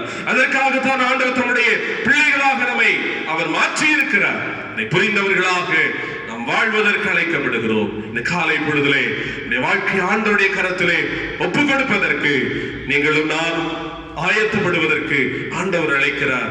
ஆண்டவரே, பரிசுத்தத்தை தாரும் சுவாமி. சுத்தத்தை விரும்புகிறவர் ஐயா. அசுத்தத்தை முற்றிலுமாக நிகழ்ந்து மாற்றிவிட்டு இந்த பரிசுத்தத்தை எனக்கு தாரும் ஆண்டவரே. பரிசுத்தமான வாழ்வு வாழ்வதற்கு எனக்கு உதவி செய்யும் என்று சொல்லி ஆண்டவருடைய கரத்தில் நம்மை ஒப்புக் கொடுப்போமானால் நிச்சயமாக கர்த்தர் நம்மை ஆசீர்வதிப்பார். நம் மூலமாக அநேக மக்கள் இயேசுவை கண்டுகொள்ளுகின்ற கிருபைகளை ஆண்டவர் கொடுப்பார் என்பதிலே சந்தேகமில்லை. இரண்டாவதாக, பல சமய நம்பிக்கையுடைய அல்லது பல நம்பிக்கையுடைய மக்கள் மத்தியிலே வாழ்ந்து கொண்டிருக்கிற நாம் ஒரு கிறிஸ்தவன் எப்படிப்பட்டவர்களாக இருக்க வேண்டும் என்று சொல்லுகிற போது அவன் பாசமுள்ள கிறிஸ்தவனாக இருக்க வேண்டும். ஒன்று நாம் சிந்தித்தோம், அவன் பரிசுத்தமுள்ள கிறிஸ்தவனாக இருக்க வேண்டும். இரண்டாவது, அவன் பாசமுள்ள கிறிஸ்தவனாக இருக்க வேண்டும். அப்போஸ்தலர் 10ஆம் அதிகாரம் 20ஆம் வசனத்தை நீங்கள் படித்து பாருங்கள். ஆண்டவர் தூய ஆவியானவர் பேதுருவிடத்திலே சொல்லுகிறார், நீ எழுந்து இறங்கி ஒன்றுக்கும் சந்தேகப்படாமல் அவர்களுடனே கூட போ, நானே அவர்களை அனுப்பினேன் என்று அவனுக்கு சொன்னார். அன்புக்குரியவர்களே, இங்கே நாம் ஆண்டவர் பரிசுத்த ஆவியானவர் பேதுருவிடத்திலே ஒரு வார்த்தையை சொல்லுகிறார். நீ ஒன்றுக்கும் சந்தேகப்படாமல், நீ தயக்க வேண்டாம், நீ சந்தேகப்பட வேண்டாம், அவர்களோடு நீ கூட போ. அந்த சூழலை நான் ஏற்கனவே உங்களிடத்திலே நான் பகிர்ந்து கொண்டேன். பேதுருவும் அந்த ஒரு கேள்விக்குறியோடு தான் இருக்கிறார். எப்படி நாம் ஒரு புற இனத்தவருடைய இடத்திற்கு நாம் செல்வது? ஒரு ஆண்டவருடைய நம்பிக்கை இல்லாத இடத்தில் எப்படி நாம் செல்வது என்று சொல்லுகின்ற ஒரு கேள்விதான் அவருடைய மனதிலே ஓடிக்கொண்டிருந்தது. ஆனால் ஆவியானவர் சொல்லுகிறார், நீ போ, நீ போ, சந்தேகப்படாதே, நீ தயங்காதே, அவர்களோடு நீ போ. அன்புக்குரியவர்களே, அந்த பகுதிகளை நீங்கள் தெளிவாக படித்து பாருங்கள். ஆண்டவர் அந்த பேதுருவை ஆயத்தப்படுத்துகிறார். அந்த மக்களோடு இருக்கின்ற வெறுப்பை மாற்றி, அல்லது அந்த மக்களை குறித்த ஒரு தவறுதலான அபிப்பிராயத்தை மாற்றி, அவர்களோடு உன்னை நீ இணைத்துக்கொள், அவர்களோடு நீ அன்பு காட்டுகிறவனாக உன்னை மாற்றிக்கொள் என்று சொல்லுகிற செய்தியைத்தான் பேதுருவிடத்திலே ஆண்டவர் சொல்லுகிறார். அவர்களோடு நீ தொடர்பு கொள்வதற்கு, அவர்களோடு பேசுவதற்கு, அவர்களிடத்தில் நீ பாசத்தை காட்டுவதற்கு, அவருடைய எதிர்பார்ப்பை நிறைவேற்றுவதற்கு நீ தயங்க வேண்டாம், அவர்களோடு நீ இணைந்து கொள் என்று ஆண்டவர் பரிசுத்த ஆவியானவர் பேதுருவிடத்திலே பேசுகிறதை நாம் பார்க்கலாம். அன்புக்குரியவர்களே, இந்த கொர்நேலியு ஒரு பிற சமயத்தினுடைய பின்னணியிலிருந்து வந்தவர். ஆகவே பேதுருவுக்கு ஒரு தயக்கம் இருந்தது. ஆனால் கர்த்தர் சொல்லுகிறார், நீ இணைந்து கொள், நீ செல், அவர்களோடு போ. அன்புக்குரியவர்களே, இந்த உலகத்திலே நம்முடைய மண்ணிலே அநேக நம்பிக்கையுடைய மக்கள் வாழ்ந்து கொண்டிருக்கிறார்கள். அவர்களை வெறுக்க வேண்டும் என்று, அவர்களுக்கு எதிராக நாம் செயல்பட வேண்டும் என்று, அவர்களுக்கு விரோதமாக நாம் ஒரு கோபத்தோடு செயல்பட வேண்டும் என்று ஆண்டவருடைய வார்த்தை நமக்கு சொல்லவில்லை. அவர்களும் நம்முடைய சகோதரர்கள், சகோதரிகள். அவர்களும் ஆண்டவருடைய சாயலிலே உருவாக்கப்பட்ட தேவனுடைய பிள்ளைகள். ஆகவே அவர்களோடு நம்முடைய பாசத்தை வெளிப்படுத்தி சகோதர சகோதரிகளாக அவர்களை கருதி அவர்களை ஏற்றுக்கொண்டு வாழ வேண்டும் என்றுதான் ஆண்டவருடைய வார்த்தை நமக்கு சொல்லுகிறது. எலிசா, நாகமான், அந்த 2 பேருடைய சமய பின்னணியத்தை, அந்த 2 பேருடைய உறவு நிலையை உங்களுக்கு கோடிட்டு காட்ட விரும்புகிறேன். 2 ராஜாக்கள் 5ஆம் அதிகாரத்தை நீங்கள் படித்து பாருங்கள். நாகமான் ஒரு சீரிய இடத்தை சார்ந்தவன், ஒரு படைத்தலைவன், சீரிய ராஜாவினுடைய ஒரு படைத்தலைவன். அவனுடைய வழிபாட்டு முறை யெகோவா இல்லாத ஒரு பிற வழிபாடாக இருந்தது, அல்லது ஒரு நம்பிக்கை, மாறுபட்ட ஒரு நம்பிக்கையுடைய அனுபவம் அவனுக்கு இருந்தது. அவன் குஷ்டரோகியாக இருக்கிறான். சிறு பெண் அந்த நாகமானுடைய மனைவியிடத்திலே சொல்லி எலிசாவிற்கு நேராக அந்த நாகமான் வருகிறான். அந்த வரலாறை நாம் அறிந்திருக்கிறோம். இப்பொழுது எலிசா சொல்லுகிறார், நீ யோர்தானிலே சென்று அங்கே 7 தரம் ஸ்நானம் பண்ணு என்று சொல்லுகிறார். நாகமான் கோபமடைகிறான். நான் எலிசாவை தேடி வந்தேன், தீர்க்கதரிசியை தேடி வந்தேன், அவன் என்னை தொட்டு சுகமாக்குவான் என்று நான் நம்பி இருந்தேன், நான் நினைத்துக் கொண்டேன். ஆனால் அவன் போய் ஸ்நானம் பண்ணு என்று சாதாரணமாக சொல்லுகிறாரே. என்னுடைய நாட்டிலே ஆறுகள் இருக்கிறது, நதிகள் இருக்கிறது, அதை விடவா இந்த யோர்தான் நதியானது பெரிதானது என்று அவன் கோபம் கொள்கின்றான். ஆனால் எலிசாவோ அவன் மீது கோபம் அடையவில்லை. தொடர்ந்து வருகின்ற அந்த பகுதிகளை நீங்கள் படித்து பார்ப்பீர்கள். ஆனால் 2 ராஜாக்கள் 5ஆம் அதிகாரம் 19, அதற்கு முன்னுள்ள பகுதிகள், அதற்கு பின்னுள்ள பகுதிகளை நீங்கள் படித்து பாருங்கள். எலிசா பிற நம்பிக்கையுடைய அந்த நாகமானிடத்திலே மிக அன்போடு பேசுகிறான், மிக அன்போடு அவனிடத்தில் ஆலோசனைகளை சொல்லுகிறான், மிக அன்போடு அவனிடத்தில் கரிசனையோடு செயல்படுகிறான். பாருங்கள், ஒரு பிற வழிபாடுடைய ஒரு மனிதன், அவன் தொழுநோயாளியாக வருகிறான். எலிசாவிற்கு எதிராகவே நாகமான் பேசுகிறான். ஆனால் ஆண்டவருடைய பிள்ளையாகிய எலிசா அவனிடத்தில் கோபம் கொள்ளவில்லை, மாறாக அவனிடத்தில் பாசம் காட்டுகிறான். சொல்லுகிறான், நீ சமாதானத்தோடு போ. அன்புக்குரியவர்களே, இந்த நிலைமைதான் கிறிஸ்தவர்களாக இருக்கின்ற நம்மிடத்திலே ஆண்டவர் எதிர்பார்க்கிறார். இந்த உலகத்தில் பல மக்கள் நமக்கு எதிராக எழும்பலாம், அல்லது நம்மை வசைகளாக நிந்தனைகளாக பேசலாம். ஆனால் ஆண்டவருடைய பிள்ளைகளாக வாழுகின்ற நாம் இந்த உலகத்திலே அன்பு காட்ட வேண்டி அழைக்கப்பட்டவர்கள். ஆண்டவர் சிலுவையிலே தொங்குகின்ற போது அங்கே பிற மக்கள் எல்லாம் அவரை பழிக்கிறார்கள், அவர் மீது அவர்கள் நிந்திக்கிறார்கள், உமிழ்நீரினால் துப்புகிறார்கள், மற்றவர்களை ரட்சித்தான் தன்னைத்தானே ரட்சித்துக் கொள்ளட்டும் என்று இழிவாக பேசினார்கள். ஆனால் இயேசு சொன்னார், பிதாவே இவர்களுக்கு மன்னியும், தாங்கள் செய்கிறது என்னதென்று அறியாதிருக்கிறார்களே. அன்புக்குரியவர்களே, அந்த உணர்வு, அந்த பாசத்தோடு செயல்படுகின்ற அனுபவம் இந்த உலகத்தில் அவருடைய பிள்ளைகளாக வாழுகின்ற நம்ம எல்லாருக்கும் தேவை என்பது ஆண்டவர் நமக்கு சொல்லுகிறார். இந்த பாசத்திலே விஷமானது கலந்து விடக்கூடாது. இந்த பாசத்திலே வேஷம் கலந்து விடக்கூடாது. எல்லாரையும் நாம் நேசிப்பதற்கு அழைக்கப்பட்டிருக்கிறோம். அன்னை தெரசா அவர்கள் சொல்லுகிற போது சொல்லுகிறார், கண்ணுக்கு தெரிந்த மனிதரை மதிக்காவிட்டால் கண்ணுக்கு தெரியாத கடவுளை மதித்தும் பயனில்லை. கண்ணுக்கு தெரிந்த மனிதரை மதிக்காவிட்டால் கண்ணுக்கு தெரியாத கடவுளை மதித்தும் பயனில்லை. இந்த உலகத்திலே நாம் கண்ணுக்கு தெரியாத கடவுளை மிகுந்த கனத்தோடு மரியாதையோடு அவரை வணங்குகிறோம், ஆராதிக்கிறோம். ஆனால் நம்முடைய கண்ணுக்கு முன்பதாக தெரிந்து கொண்டிருக்கின்ற மனிதர்களை நாம் மதிக்காதிருக்கின்ற நிலையிலே, அவர்கள் மீது பாசம் காட்டி அவர்களை கரிசனையோடு நடத்தாதிருக்கிற நிலைமையிலே நம்முடைய ஆராதனை என்பது அர்த்தமற்ற நிலை என்றுதான் அவர்கள் அங்கே சொல்லுகிறார்கள்.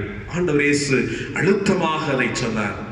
அன்பு காட்டுங்கள், அன்பு காட்டுங்கள், பாசம் காட்டுங்கள், பரிவு காட்டுங்கள், கருணையுடையவர்களாக இருங்கள், மன்னியுங்கள், கோபம் கொள்ளாதிருங்கள் என்று அன்பை மையமாக கொண்டு எல்லா செய்திகளையும் அவர் சொன்னார். அருமையானவர்களே, அந்த அன்பு நம்முடைய வாழ்க்கையில் இருக்கிறதா? எல்லா சகோதரர்களையும் சகோதரிகளையும் பாசத்தோடு நேசிக்கிற ஒரு அனுபவம் நமக்கு இருக்கிறதா? யோசித்து பாருங்கள். அவர்கள் அழிந்து போவது ஆண்டவருக்கு சித்தமானதல்ல. அவர்களும் இயேசுவினுடைய அன்பை கண்டுகொள்ள வேண்டும் என்பது ஆண்டவருடைய விருப்பம். அவர்களுக்காக நாம் ஜெபிக்கிறோமா? அவர்களுக்காக ஆண்டவருடைய பாதத்திலே நாம் அமர்ந்து, ஆண்டவரே இந்த பிள்ளைகளை எல்லாம் ரட்சியும் என்று கேட்கிறோமா? அவர்களோடு மிகுந்த அன்போடு பழகுகிறோமா? அவர்கள் மீது கரிசனையோடு செயல்படுகிறோமா? சிந்தித்து பார்ப்போம். கிளாடிஸ் அம்மையார் தன்னுடைய கணவர் கிரகாம் ஸ்டைன்ஸ் தொழுநோயாளிகளுக்கு உதவி செய்வதற்காக வந்தவர் அந்த ஜீப்பிலே உறங்குகிற போது, தன்னுடைய 2 பிள்ளைகளோடு உறங்குகிற போது தீயிட்டு ஒரு மனிதன் கொளுத்து விடுகிறார். அந்த கிரகாம் ஸ்டைன்ஸும் அவருடைய 2 பிள்ளைகளும் அந்த ஜீப்பிற்குள்ளாக எரிந்து சாம்பலாகிறார்கள். கிளாடிஸ் அம்மையார் சொன்ன காரியம் என்ன? ஒருவேளை அவர் பிற சமயத்தை சார்ந்தவர் தான், பிற மதத்தினுடைய நம்பிக்கையுடைய ஒரு மனிதன் தான். இயேசுவை அறிந்து கொண்ட கிளாடிஸ் அம்மையார் சொன்ன ஒரு காரியம், நான் மன்னிக்கிறேன்.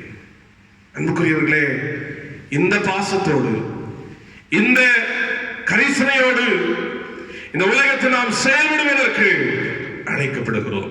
இந்த அந்த நற்செய்தி பகுதியிலே நீங்கள் படித்து பாருங்கள். மத்தேயு 13ஆம் அதிகாரம் 31 முதல் 33 வரையுள்ள வசனங்கள் சொல்லப்படுகிறது.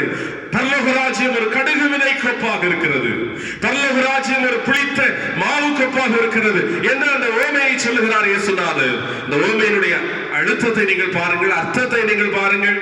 இந்த கடுகு விதை மரமாகி அது அநேக உயிரினங்களுக்கு, பறவைகளுக்கு அது ஒரு புகலிடமாக, அவைகள் எல்லாம் அதனுடைய நிழலிலே வந்தடைகின்ற நிலைமைக்கு அந்த கடுகு விதை வளர்ந்து விரிகின்றது. அநேகருக்கு அது உதவி செய்கிறது, அநேகருக்கு அது அடைக்கலமாகின்றது. அதே போல புளித்த மாவும், அது 3 படி மாவிலே அந்த புளித்த மாவு வைக்கப்படுகின்ற போது அந்த 3 படி மாவையும் அது புளிப்புடைய மாவாக மாற்றி விடுகிறது. இதைத்தான் ஆண்டவர் சொல்லுகிறார். நாம் புளித்த மாவை போல அநேகரை நம்முடைய பாசத்தினாலே, நம்முடைய நல்ல செயல்களினாலே அவர்களை கடவுளுடைய அன்புக்குள்ளாக மாற்ற வேண்டும் என்பது ஆண்டவர் எதிர்பார்க்கிற ஒன்று. நாம் ஒரு சிறிய கடுகு விதை போல வளர்ந்து அநேகருக்கு நாம் உதவி செய்கின்ற, அநேகரை அடைக்கலமாக கடவுளுடைய அன்பிற்குள்ளாக மாற்றிக்கொள்ள வேண்டும் என்பதுதான் கடவுளுடைய எதிர்பார்ப்பு. அதுதான் பரலோக ராஜ்யம். நீங்கள் நாம் அன்பினால் இறையரசை உலகத்திலே உருவாக்க முடியும். அதுதான் அங்கே சொல்லப்படுகிறது. அன்புக்குரியவர்களே, பாசத்தோடு நாம் வாழ்ந்தால், பாசத்தோடு பிற நம்பிக்கையுடைய மக்களோடு நாம் பழகினால், பேசினால், செயல்பட்டால் அவர்களும் அந்த பாசத்தினுடைய ஊற்றாகிய இயேசுவுக்குள்ளாக வர முடியும் என்பது மிக மிக உண்மை. ஆகவே அதை புரிந்து கொண்டவர்களாக நம்முடைய வாழ்க்கையை ஒரு அன்புடைய வாழ்க்கையாக மாற்றிக்கொள்வோம். நிச்சயமாக அந்த அனுபவத்திலே நாம் வாழ்வோமானால் ஆண்டவர் நாம மகிமைப்படும் அநேக மக்கள் இயேசுவை கண்டு கொள்வார்கள். ஆகவே இந்த உலகத்திலே ஆண்டவர் நம்மை சாரமுள்ள உப்பாக வாழ்வதற்கு அழைக்கிறார். இந்த உலகத்திலே மரக்காலால் மூடப்பட்டிருக்கிற அனுபவம் அல்ல, மலையின் மேலே ஏற்றப்பட்ட விளக்குகளாக அநேகருக்கு வெளிச்சம் கொடுக்கிற ஒரு நிலைமையில் வாழ்வதற்கு ஆண்டவர் நம்மை அழைக்கிறார். எனவே வாழ்க்கை யோசித்து பார்ப்போம். ஆண்டவரே, ஒரு 130 கோடி மக்கள் மத்தியிலே நாங்கள் வாழ்ந்து கொண்டிருக்கிறோம். ஒரு பரிசுத்தமுள்ள வாழ்வை எங்களுக்கு தாரும் ஆண்டவரே. இந்த உலகத்தின் மக்களுக்கு முன்பதாக உம்முடைய பரிசுத்தத்தை நாங்கள் வாழ்ந்து காட்டுகிறவர்களாக வாழ்வதற்கு எங்களுக்கு கிருபை தாரும் சுவாமி என்று கேட்போம். ஆண்டவரே, இந்த மக்களுக்கு முன்பதாக உம்முடைய அன்பை வெளிக்காட்டுகின்ற, உம்முடைய பாசத்தை வெளிக்காட்டுகின்ற அந்த அனுபவத்தை நாங்கள் வாழ்வதற்கு எங்களுக்கு உதவி செய்யும் ஆண்டவரே என்று சொல்லி நாம் கேட்போம். பரிசுத்தமும் பாசமும் இறைவனுடைய வழிகாட்டுதலின்படி இந்த உலகத்தின் நம் மூலமாக வெளிப்படுமானால் பல நம்பிக்கைகளுடைய மக்கள் இயேசுவை காண முடியும். பல நம்பிக்கைகளுடைய மக்கள் இயேசுவை கண்டுகொள்ள முடியும். நிச்சயமாக அந்த நிலைமையை ஏற்படுத்துவதற்கு கடவுள் நம்மை இந்த உலகத்தில் ஏற்படுத்தி இருக்கிறார். கொஞ்சமானவர்கள் தான், ஆனால் கடவுளுடைய விருப்பத்தை உணர்ந்து கொஞ்சமானவர்களாக இருக்கிற நாமும் கூட கடவுளுடைய விருப்பத்தை புரிந்து அதன்படி வாழ்வோமானால் நம் மூலமாய் கடவுளுடைய நாம மகிமைப்படும். அநேகர் இயேசுவை கண்டுகொள்வார்கள். அநேகர் இயேசுவினுடைய ராஜ்யத்திற்கு பங்காளிகளாக மாறுவார்கள். அதை செயல்படுத்துவதற்கு நாம் அழைக்கப்படுகிறோம். நம்ம யோசித்து பார்ப்போம். எங்கே தவறி இருக்கிறோமோ, எங்கே விழுந்திருக்கிறோமோ, அதிலிருந்து நாம் மீண்டு எழும்புவதற்கு, சரியான பாதையிலே செல்வதற்கு நம்மை ஆயத்தமாக்குவோம். கர்த்தருடைய கரத்தை நம்மை அர்ப்பணிப்போம். கர்த்தர் நம்மோடு கூட இருந்து ஒரு பரிசுத்தமுள்ள வாழ்வு வாழ, ஒரு பாசம் நிறைந்த வாழ்வு வாழ நமக்கு உதவி செய்யட்டும். அர்த்தமுள்ள கிறிஸ்தவர்களாக, அர்த்தமுள்ள கிறிஸ்தவத்தை உலகத்தில் வாழ்ந்து காட்டுகிறவர்களாக, இயேசு கிறிஸ்துவை வாழ்க்கையில் வெளிப்படுத்துகிறவர்களாக வாழ்வோம். நாம் அனைவருக்கு ஆசீர்வாதமாக செயல்படுவோம். கர்த்தருடைய ஆசீர்வாதத்தை பெற்றுக்கொள்வோம். கர்த்தர் இந்த வார்த்தைகளின் மூலமாய் உங்கள் ஒவ்வொருவரையும் ஆசீர்வதித்து வழிநடத்துவாராக, வாழ்விப்பாராக. ஆமென். நாம் யாவரும் இணைந்து விசுவாச பிரமாணத்தை அறிக்கையிடுவோம். வானத்தையும் பூமியையும் படைத்த சர்வ வல்லமை உள்ள பிதாவாகிய தேவனை விசுவாசிக்கிறேன். அவருடைய ஒரே குமாரனாகிய நம்முடைய நாதர் இயேசு கிறிஸ்துவையும் விசுவாசிக்கிறேன். அவர் பரிசுத்த ஆவியினாலே கன்னி மரியாளிடத்தில் உட்பவித்து பிறந்தார். பொந்தியு பிலாத்துவின் காலத்தில் பாடுபட்டு சிலுவையில் அறையுண்டு மரித்து அடக்கம் பண்ணப்பட்டு பாதாளத்தில் இறங்கினார். 3ஆம் நாள் மரித்தோரிடத்திலிருந்து எழுந்திருந்தார். பரமண்டலங்களுக்கு ஏறி சர்வ வல்லமை உள்ள பிதாவாகிய தேவனுடைய வலது பாரிசத்தில் வீற்றிருக்கிறார். அவ்விடத்திலிருந்து உயிருள்ளோரையும் மரித்தோரையும் நியாயந்தீர்க்க வருவார். பரிசுத்த ஆவியை விசுவாசிக்கிறேன். பொதுவாக இருக்கிற பரிசுத்த சபையும் பரிசுத்தவான்களுடைய ஐக்கியமும் பாவ மன்னிப்பும் மரித்தோர் உயிர்த்தெழுதலும் நித்திய ஜீவனும் உண்டென்று விசுவாசிக்கிறேன். ஆமீன். ஆராதனைக்கு நிறைவாக கீர்த்தனைகளில் 292வது பாடலை பாடுவோம். நம்பி வந்தேன் மேசையா, நான் நம்பி வந்தேனே. கீர்த்தனை 292.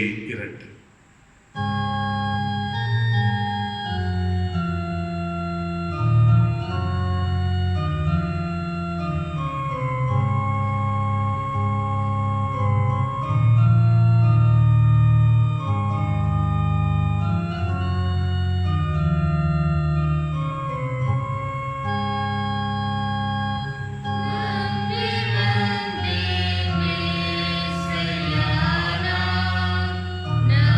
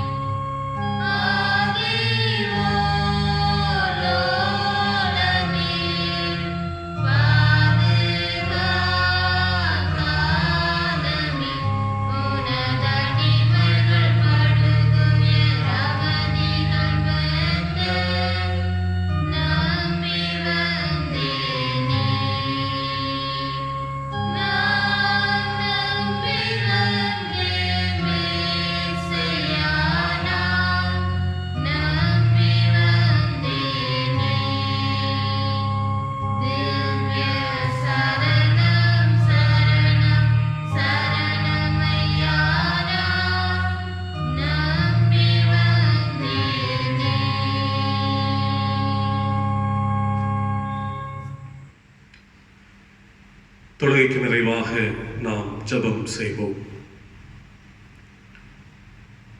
அர்த்தமுள்ள கிறிஸ்தவ சமூகமாக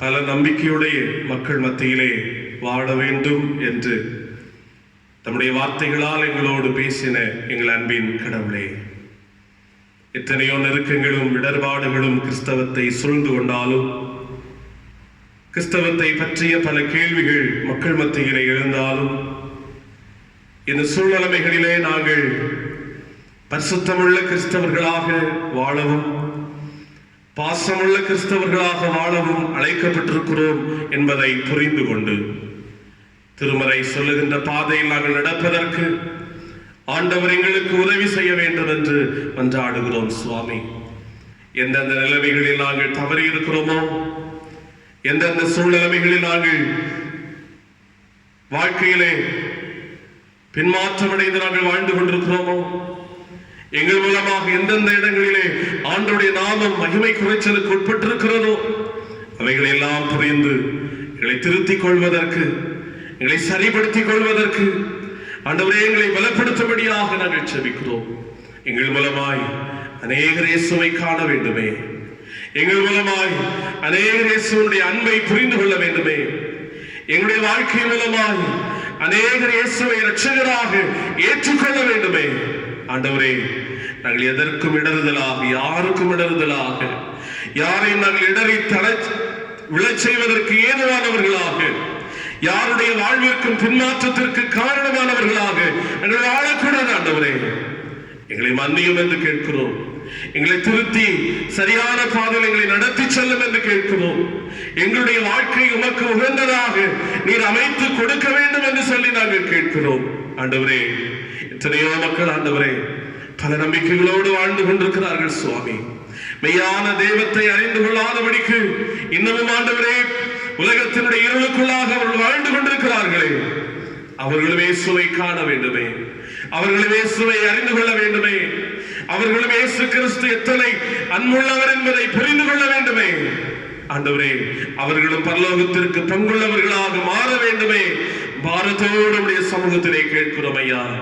கர்த்தாவே, அவருடைய வாழ்க்கையில மாற்றங்களை தாரும். அவர்களும் ஆண்டவருடைய பிள்ளைகளாக மாறுகின்ற காலங்களை தாரும். ஆண்டவரே, அவர்களும் இயேசு கிறிஸ்துவை தெய்வம் என்று ஏற்றுக்கொண்டு வாழுகின்ற அனுபவத்தை தாரும். கர்த்தாவே, அதற்கு நாங்கள் உரியவர்களாக, தகுதியுள்ளவர்களாக, சான்றானவர்களாக, அதற்கு ஏதுவான வாழ்க்கை வாழுகிறவர்களாக நாங்கள் வாழ்வதற்கு எங்களுக்கு உதவி செய்யும் அப்பா. உலகெங்கும் இருக்கிற கிறிஸ்தவ சமூகத்தை அதற்குரிய நிலைமையில் வாழ்வதற்கு அவர்களை ஆயத்தப்படுத்தும். ஆண்டவரே, எங்களை ஒப்புக் கொடுக்கிறோம் ஐயா, எங்களை ஒப்புக் கொடுக்கிறோம். ஆண்டவரே, பொறுப்படுத்திக் கொள்ளும். உடைய பாதையில் நடப்பதற்கு எங்களுக்கு கிருபை தாரும். எங்களுடைய வாழ்க்கை அநேகருக்கு ஆசீர்வாதமாக இருப்பதற்கு உதவி செய்யும். ஆண்டவரே, தகப்பனே, பல நம்பிக்கைகளோடு வாழுகிற மக்களை நாங்கள் நினைக்கிறோம். அவர்களும் எங்களுடைய சகோதரர்கள், அவர்களும் எங்களுடைய சகோதரிகள் என்பதை உணர்ந்து நாங்கள் வாழ்வதற்கு கிருபை தாரும். அவர்களும் ஆண்டவருடைய அன்பை கண்டுகொள்ளவும், அவர்களும் ஆசீர்வதிக்கப்படவும் கிருபை தாரும். ஆண்டவரே, தகப்பனே, உலகம் எங்கும் உம்முடைய பாதுகாவலை தொடர்ந்து தாரும். இந்த தொழுகையிலே இணைந்து நடத்தின எல்லாரையும் ஆண்டவர் ஆசீர்வதித்தருளும். இந்த தொழுகையிலே இல்லங்களிலிருந்து பங்கு பெற்ற எல்லா மக்களையும் ஆண்டவர் ஆசீர்வதிப்பீராக. இந்த நாள் அவர்களுக்கு ஆசீர்வாதமாய் அமையட்டும். வருகிற எங்களுக்கு முன்பதாய் வைக்கப்பட்டிருக்கிற புதிய மாதத்தின் காலங்கள் எங்களுக்கு நன்மையாய் இருக்க வேண்டும் என்று சொல்லி நாங்கள் செபிக்கிறோம். கர்த்தர் தொடர்ந்து எங்களை பாதுகாத்து நடத்தும். ஆண்டவரே, இந்த புதிய வாரத்தினுடைய ஒவ்வொரு நாட்களையும் எங்களுக்கு ஆசீர்வாதமாக தாரும் ஐயா. உம்முடைய பராமரிப்பும் பாதுகாவலும் எல்லாரோடும் தங்கும்படியாக நாங்கள் செபிக்கிறோம். விடுதலையின் காலங்களை தாரும், சமாதானத்தின் நாட்களை தாரும். ஆண்டவரே, இந்த வார்த்தைகளை கேட்டு இந்த தொழுகையோடு இணைந்த எல்லா மக்களையும் ஆண்டவர் ஆசீர்வதிப்பீராக. அவருடைய வாழ்க்கையில் விடுதலை கொடுப்பீராக, பலம் கொடுப்பீராக, சமாதானம் கொடுப்பீராக. பிள்ளைகளை கனப்படுத்துவீராக. சுவாமி, தாழ்த்துகிறோம், கரத்தில் ஒப்புக் கொடுக்கிறோம். பொறுப்படுத்திக் கொள்ளும். அர்த்தமுள்ள கிறிஸ்தவத்தை வாழ, அர்த்தமுள்ள கிறிஸ்தவர்களாக வாழ எங்களை ஆண்டவர் பலப்படுத்தி அநேகருக்கு ஆசீர்வாதமாய் கர்த்தர் எங்களை பயன்படுத்த வேண்டும் என்று எங்கள் ஆண்டவரும் மீட்பருமாக இருக்கிற இயேசு கிறிஸ்துவின் நல்ல நாமத்திலே தாழ்மையோடு கேட்கிறோம். ஜெபம் கேளும் அன்பு நிறைந்த தூய பிதாவே, ஆமென்.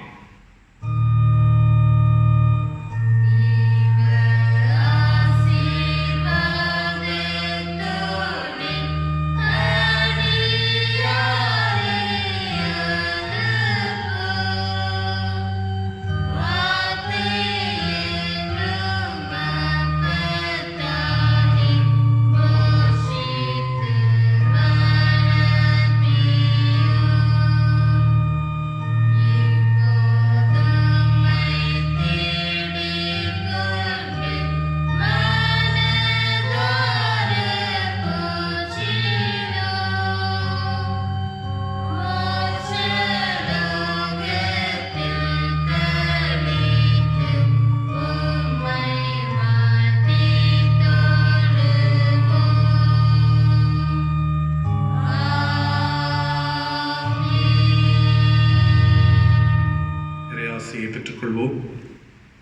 நமது ஆண்டவராகிய இயேசு கிறிஸ்துவின் கிருபையும் பிதாவாகிய தேவனுடைய அன்பும் தூய ஆவியானவரின் நீங்காத திரு உறவும் நம் அனைவரோடும் என்றும் சதா காலங்களிலும் நிறைவாய் தங்கியிருப்பதாக. ஆமென்.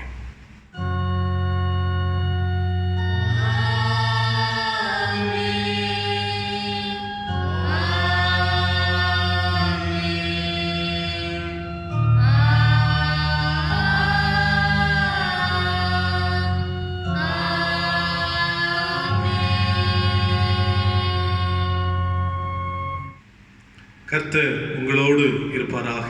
அவரது ஆவியோடும் இருப்பாராக. சமாதானத்தோட சேர்ந்து வாழுங்கள். கர்த்தருடைய நாமத்தினாலே ஆமென். ஆமென்.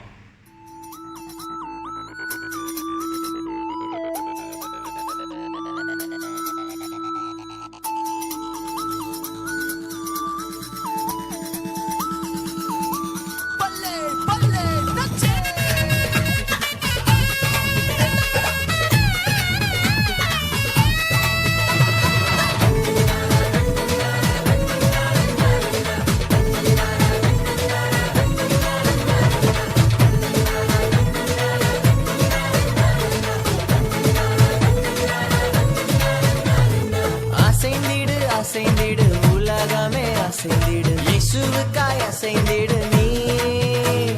மகிழ்ந்திடு மகிழ்ந்திடு ஆவியில் மகிழ்ந்திடு, இயேசுவுக்காய் எழும்பிடு நீ.